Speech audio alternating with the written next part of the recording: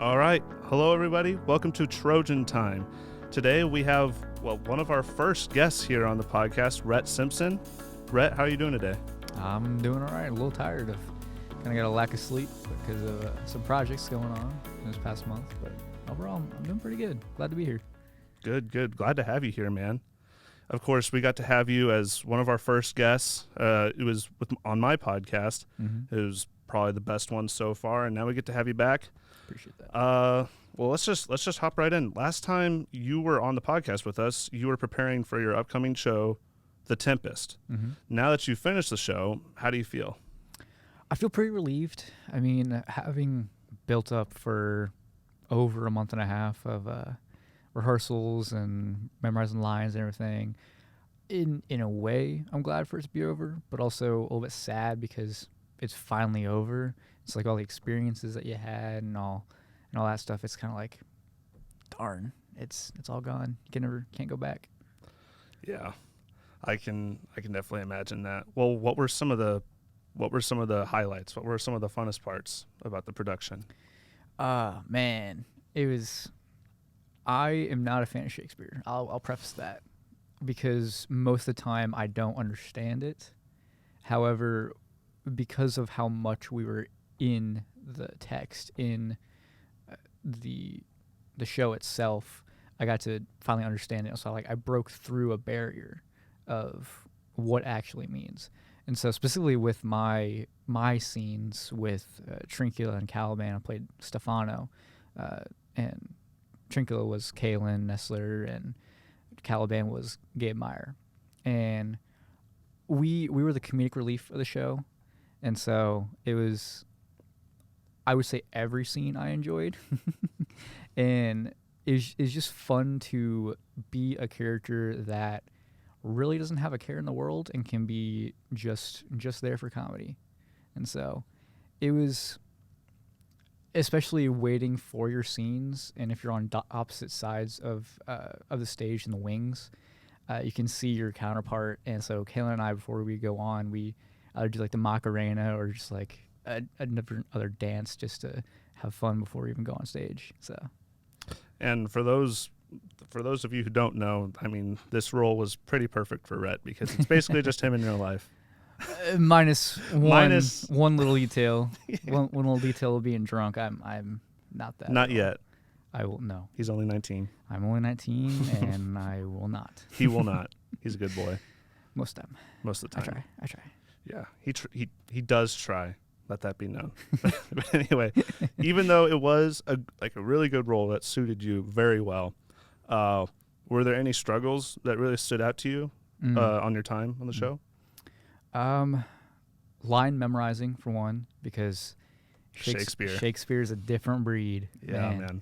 And so having to break through that barrier and understand things, because I was just saying lines, I had no idea what they meant. But once that barrier was broke, I was like, this is what it means. Okay.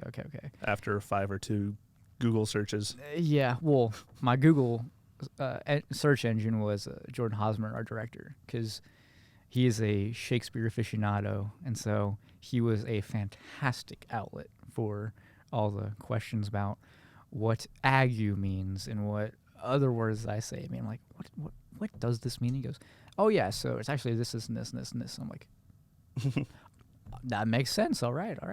And so the other parts that was rather hard was learning an accent. So during the rehearsal process, we were just messing around at one point and during one of the lines, and just broke out into a Cockney accent, which is like the poor British accent. And they were like, wait, we can do this for the show. We're going to do this for the show. And I was like, okay, I can't do one at this point, but okay. And so I did my homework of YouTube videos and learning specific little phrases and how the accent works, and like TH words, like the would be pronounced with a V, or it'd be a D, or just like dropped entirely.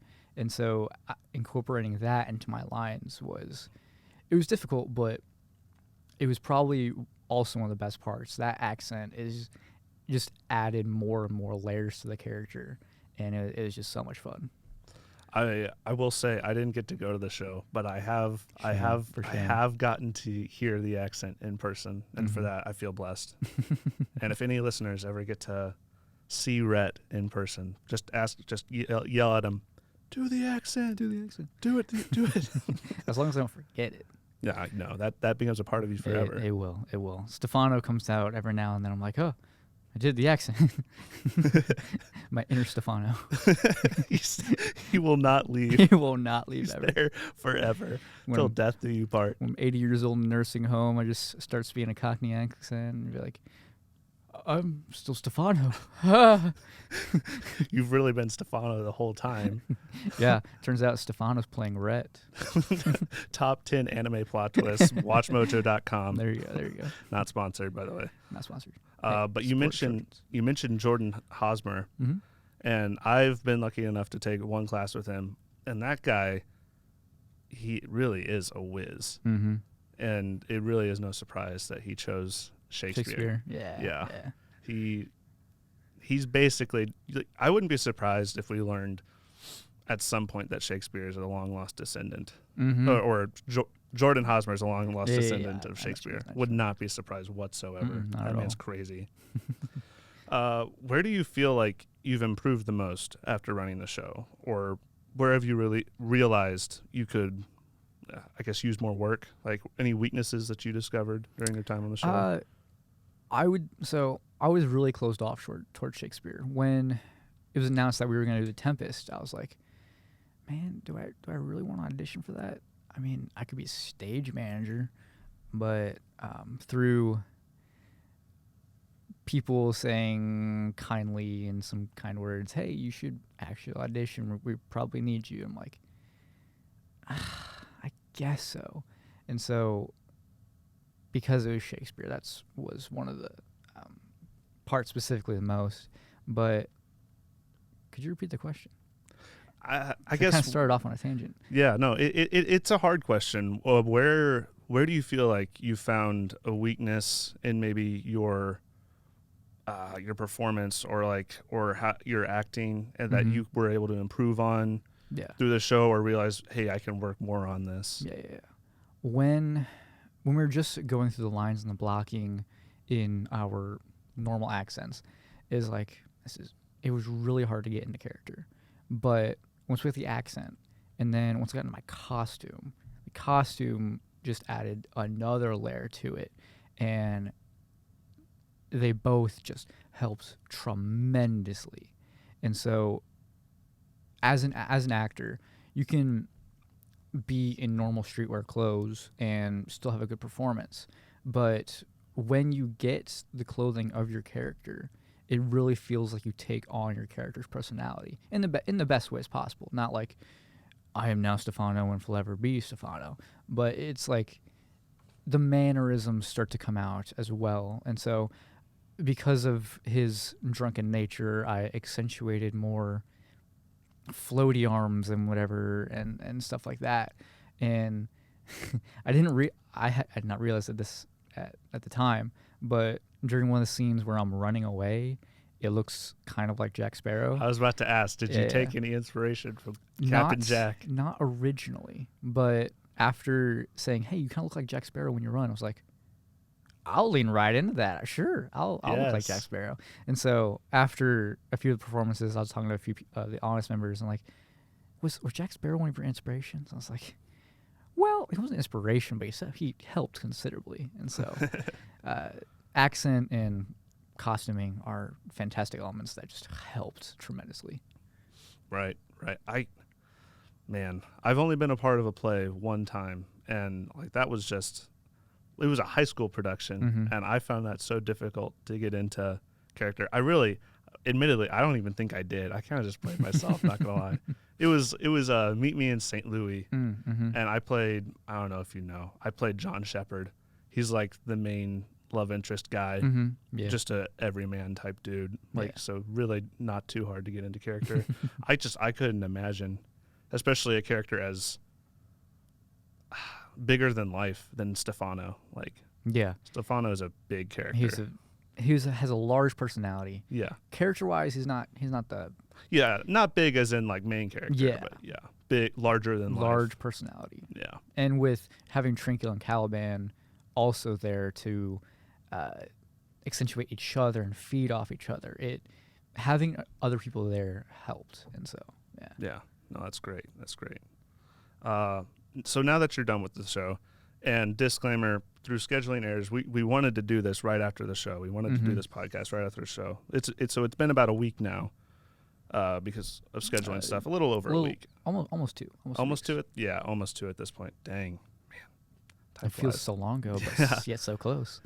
For real. But now that you're done with the show, for a theater major, what's the next steps?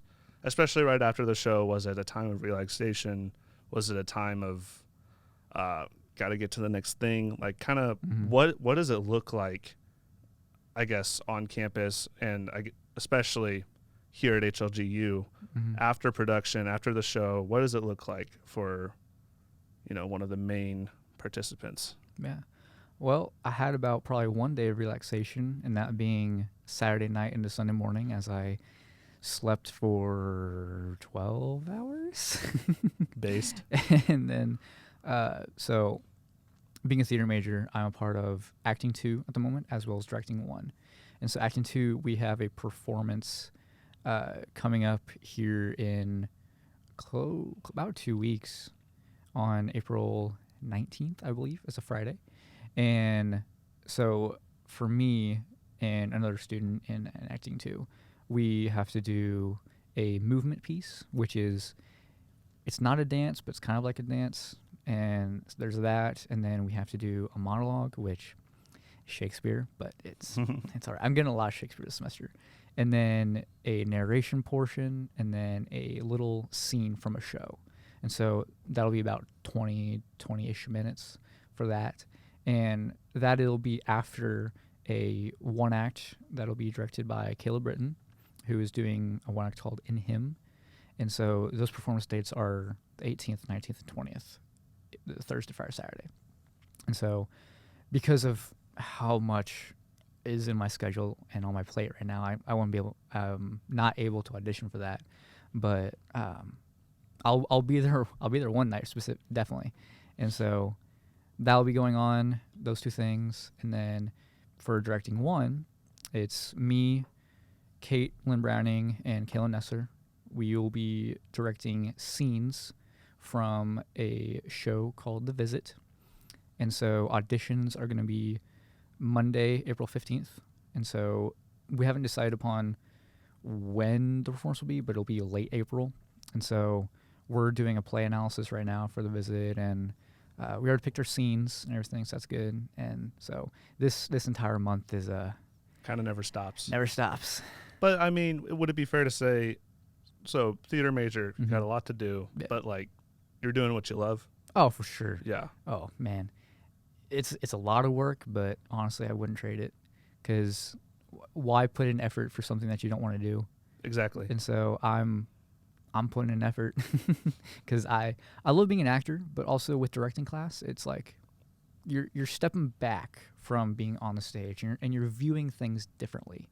And so being able to address actors in a different light and see what vision you have in that being on the stage is also pretty cool. Because I took a directing class in high school, but it was also a semester class, and it was great, and I loved every minute of it. But this year and this semester, it's a lot more in depth, right? And so I understand a lot more because I'm not in high school, I'm in college, and so having more information and more knowledge and more mental maturity as well to take on this kind of project. It's good. It's good in a good way. Oh, I'm glad. And yeah, you are super dedicated. I can't tell you how many times I'm calling up Rhett, and I'm like, hey Rhett, let's do this thing. And wouldn't you know it, he's hard at work. I'm doing homework. He's on the grind 24/7. But respect to you, man. Respect. Appreciate it. As we're about to wrap up, are there any final statements, thoughts, anything you'd like to, any sort of knowledge you'd like to give to our listeners? Anything? Yeah. I mean, support the arts. We could use any kind of support in any way, whether it be monetary or even just popping out to a show or a one-actor scene performance. And so just make sure, see if you guys have the time, show up April 18th, 19th, 20th for In Him show directed by Caleb Britton. And obviously, definitely the 19th, because you get to see me perform afterwards for Acting 2 performance. And then auditions April 15th for The Visit, and then whenever the performance will be after that as well. But yeah, those are the things on the docket for this next month, so be sure to pop out. We'll love to see you. Nice. Thanks, man. We'll be sure to be looking at what you do, see what sort of Marvel movies you're going to be in, maybe 10 years from now. We'll see. They're definitely not going to stop. They're not gonna, they ain't stopping anytime soon, no matter how many people want them to stop. So true. Well, anyway, thank you, man. Thank you to our listeners for tuning into the show. And, everyone, have a great day. See Peace. ya. Woo.